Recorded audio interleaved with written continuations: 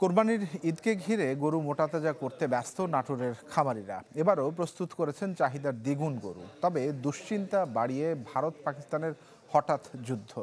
খামারিরা বলছেন, চোরাই পথে বিদেশি গরু আসা ঠেকানো না গেলে গুনতে হবে লোকসান।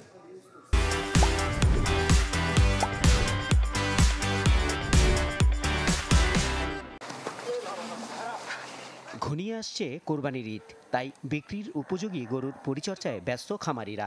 এই যেমন নাটোর সদরের রেকাত আলী। উপজেলার ডাল সড়ক এলাকায় তার খামারে প্রস্তুত সারি সারি গরু। এক একটির ওজন 800 থেকে 1200 কেজি পর্যন্ত।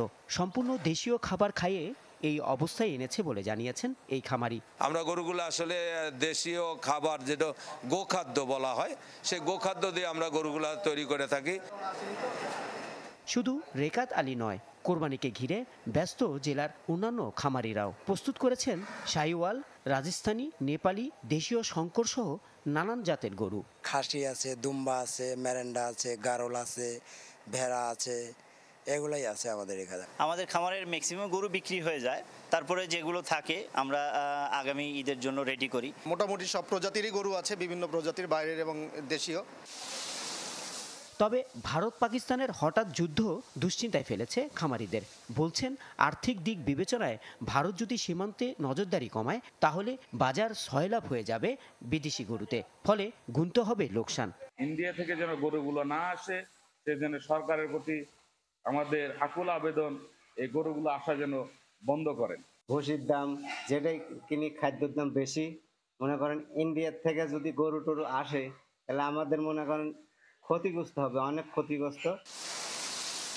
এই নিয়ে প্রশাসনের সাথে আলোচনার আশ্বাস দিয়েছে জেলা প্রাণী সম্পদ অধিদপ্তর। কর্মকর্তারা বলছেন, গবাদি পশুর উন্নয়নে খামারিদের দেওয়া হচ্ছে নিয়মিত প্রশিক্ষণ। বিভিন্ন ধরনের প্রশিক্ষণ এবং সচেতনতামূলক সভা, উঠান বৈঠক, লিফলেট বিতরণ এগুলি করা হয়েছে। তারই পরিপ্রেক্ষিতে বর্তমানে কিন্তু আমাদের খামারি ভাইরা অত্যন্ত সচেতন। তারা সম্পূর্ণ প্রাকৃতিক পদ্ধতিতে এই গবাদি পশু লালন পালন করছেন এবং এটা মাংস সম্পূর্ণ নিরাপদ। জেলা প্রাণী সম্পদ অধিদপ্তরের হিসেবে আসছে কুরবানি ঈদকে ঘিরে নাটোরে প্রায় 3 লাখ খামারে প্রস্তুত করা হয়েছে 5 লাখেরও বেশি গরু, যার আনুমানিক বাজার দর অন্তত 200 কোটি টাকা। Desk report, channel 24।